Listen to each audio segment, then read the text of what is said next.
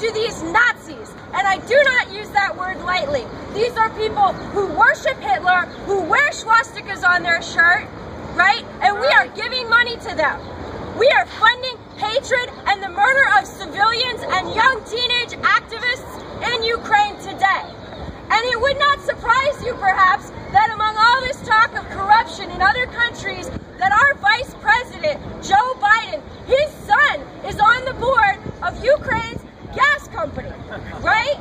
How does this not surprise anyone? We see it time and time again. We see it in Venezuela. We see it in Cuba. We see it in Iran. We see it in North Korea. We see it towards Russia, right? We need to do something. Our complacency is funding people dying right now. It's funding the immiseration of billions of people worldwide. And it's not because of Putin, and it's not because of Ahmadinejad, it's because of these guys on Wall Street. So it's about time that people actually sit down and talk about these things, that people actually start to come and organize around these issues. They are issues that every American should feel deeply about. Americans are against fascism, am I right? Yeah. Did we not fight a war and lose lives to fight fascism in Europe? Yeah. And here it is today, and we're funding it. How can people sit there and not think about this? I don't understand it. There's really nothing more that I would like to do than sit in the park and enjoy my day. But I can't just do that when there are people dying with my tax money all over the world and in Ukraine. And let's not just talk about Ukraine. Let's also mention the fact that the second largest country on earth by population, India, yesterday was taken over by a neo-fascist party, right, that's responsible for the slaughter of ethnic minorities in India, that's way pro-Washington, that's way pro-business.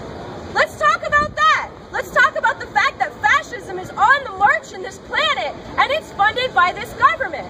And the fact that people are standing around looking at me like they've never heard this before is deeply unsettling to me. People should be able to do their research.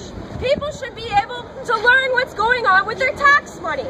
So I would encourage all of you who are listening to please come over here. Take a flyer. We're having a protest against fascism on Memorial Day. And everybody counts. When they see us in the streets speaking out against fascism, that makes them think twice. The American people are so sick of war that's why they haven't put boots on the ground in Syria. That's why they had a hard time putting boots on the ground in Libya. They have to pay mercenaries 6 figures to go and oppress these people. The American people should be willing to stand up and say, we're sick of it. We don't want any more war. We don't want any more mercenaries. And the more people that are in the streets demanding that, the more they're going to be listening to us.